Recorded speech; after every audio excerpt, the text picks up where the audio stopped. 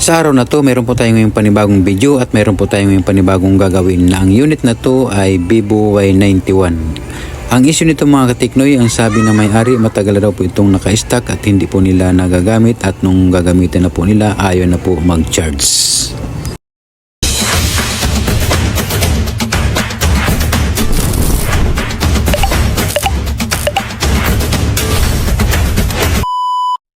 So ayun mga katiknoy, umpisa na po natin gawin to. Tingnan po natin kung ano ba talagang dahilan kung bakit ayaw na po mag-charge ang unit na to.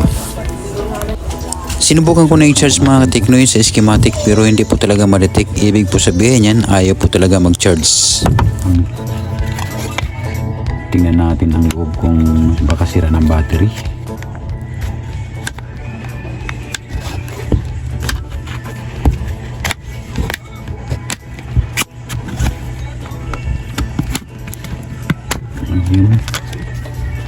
Gas.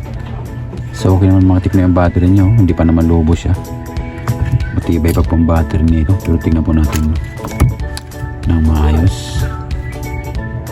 Angat lang po natin ang battery. Ito kasi mga tiknoy mga ganito, kung iangat mo na ang battery mga ganito tapos babalik mo ulit. Ang ibang unit yan pagka tulad mga Vivo Y11, mga Realme, pagka i-charge mo po bumabalik po sa dati pagka yung tinanggal mo ito dito yung pinaka-flex ng battery tapos ibabalik po ulit tapos i-charge mo, nagka-charge po siya. So ito mga tiknoy ayaw, ayan po, wala talaga. Matagal na raw ito naka-stock, sabi ni may-ari hindi daw nila nagamit ito tapos nang gagamitan nila i-charge niya ayaw na mag-charge.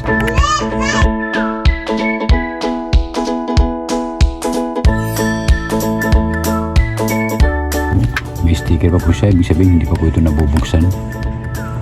Marumi lang po ang ano niya dito, yung pinaka-charging board. Ayun nga po mga tiknoy, no? Ayan, may marumi. Matagal naka-stock ito. Pagka matagal na mga katiknoy naka-stock ito mga ganitong unit, kahit na anong unit, yung pinaka-charging pin niya o charging board naludumihan po yan. Ayun po yan, no? Ayan, marumi po yan, no? Ayan. Linisan lang po natin ng thinner para matanggal po yung dumi niya.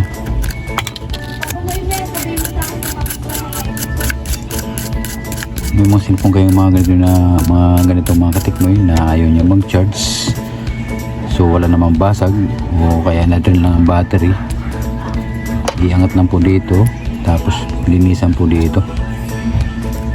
Maliban lang po mga tiknoy kung ang board natin ay may diferensya na o mga dead board na talagang hindi na po gagana yun. Pero kung mga simple-simpleng ano na mga tiknoy, kaya nyo po itong buksan ng cellphone nyo. Tapos katulad po nito madumi na po, ayan po, ayan, marumi na po yung pinaka-charging pin nya. Kunting linis lang po sa charging board, ayan, malinis na po siya.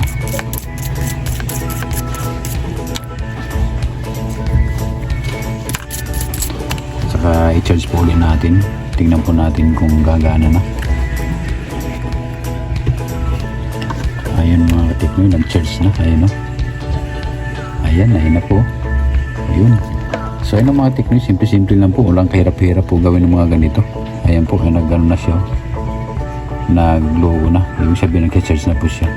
So ayun na po mga katiknoy, kung mayroon ka mga ganitong unit, lalo po sa mga Y11, ano lang po ito, iangat lang nyo po ito, tapos kung hindi pa po madala sa angat, pag-charge nyo ayun pa rin dito po, linisan na po yun dito. Pinaka-charging board, linisan na po, kunting linis na po yan. So ayun mga tiknoy, normal na po siya.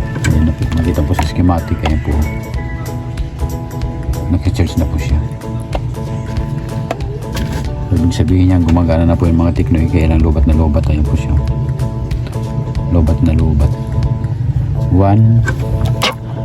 ayan, naka 1.0 na po siya mga tiknoy. 1.1, 1.7, ibig sabihin normal na po yan. Normal na po, nag-charge na po siya. 1.6, okay na po siya mga tiknoy. Ibig sabihin niya nagkakarga na po ang battery. So ayun mga teknoy, simple lang po. Hindi na po ninyo kailangan pumunta pa po ng technician. Kung mayroon po kayong mga ganito na nabigla na po nag-blackout, ayaw na po gumana mag-charge. So yun lang po mga teknoy ang gagawin nyo. Lilinisan lang po yung charging board o kunting angat lang po sa battery muna. Tapos i-tap nyo po ulit yan, gagana po ulit yan. Maliban ng mga teknoy kung ang motherboard natin ay deadboard na talagang hindi na po gagana. Pero sa mga ganitong simpleng gagawin ng mga teknoy, kayang-kaya nyo po ito. Ayun, okay na po siya mga teknoy. So gagawin natin itong mga teknoy para mas lalong tumibay po ang battery niya. Gagawin ko na po natin dito ang battery nito para mas lalong tumibay po. Ganda pa po ang battery niya. So tanggalin po muna natin ang battery dito. Tapos tirahin na rin po natin dito ang pinaka battery piece po ng battery para hindi na po siya mabilis malubat o biglang mag-blackout na naman. So ito lang mga teknoy ang battery nito. Isama ko nito, ilibre ko na po ito paggawa para iwas po tayo sa mga ganitong mga back job. Para makasabihin naman may mga customer kasi na sinasabi na kahit hindi nakasama doon sa pinagawa nila, talagang isi-charge pa rin sa'yo na ayun, kunwari ang pinagawa niya i-charge yung pin lang, ang may diferensya ng battery niya, ang gusto nila mangyari kasama pa sa paggawa. So ayun mga teknoy, gagawin po natin ito ng ang battery fuse.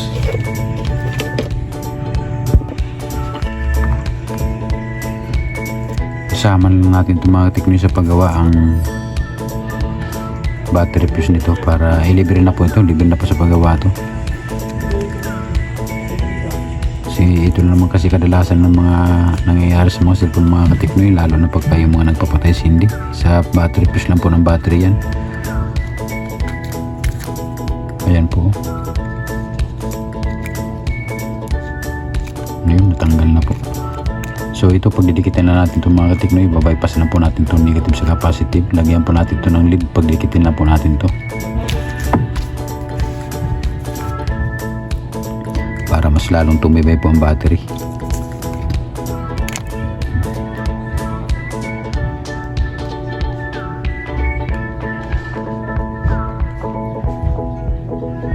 Ayun, okay na po. Ayan po.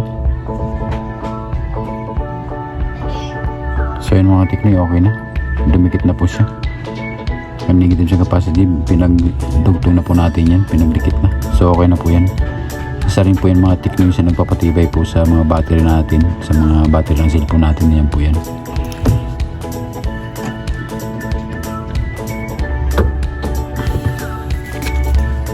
So balik na natin ito.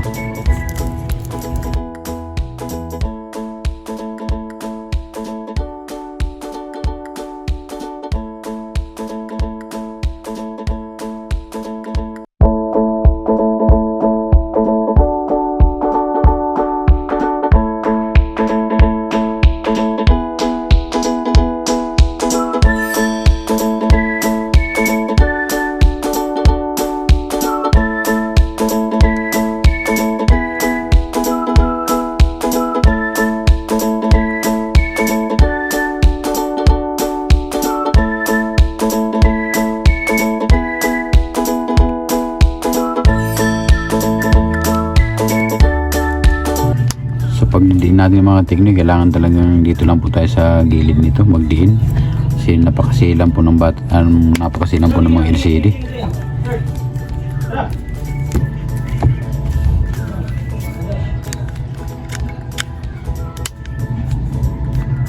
Ayun na po.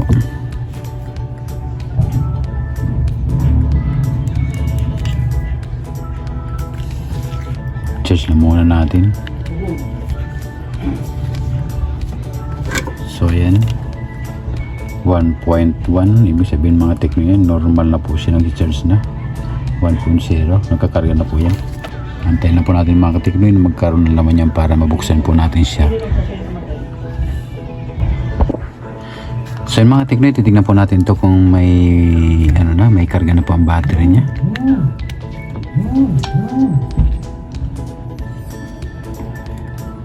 Ayan po, nag-charge po siya. Normal na po ang kanyang pag-charge. So ayun, may karga na po mga Teknoy, pwede na po natin to i-open. Ayan. Ayun, nag-open na po siya.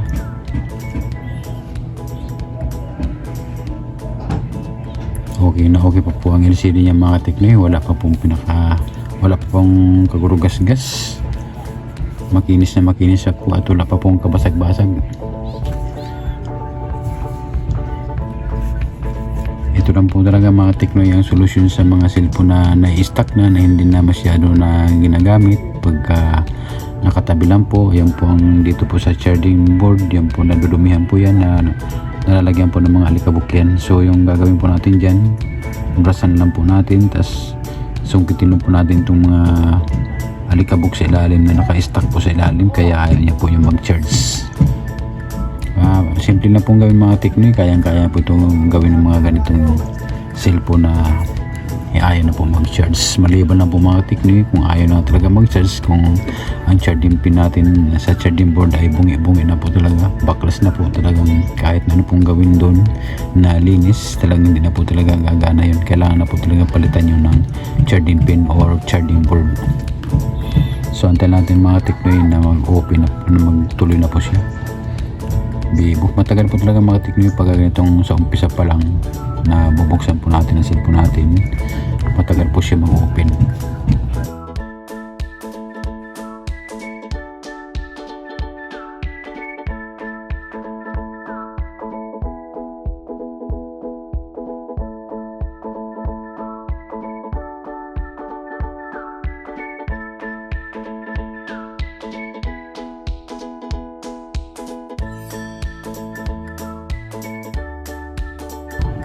So yung mga Teknoy, nagbukas na.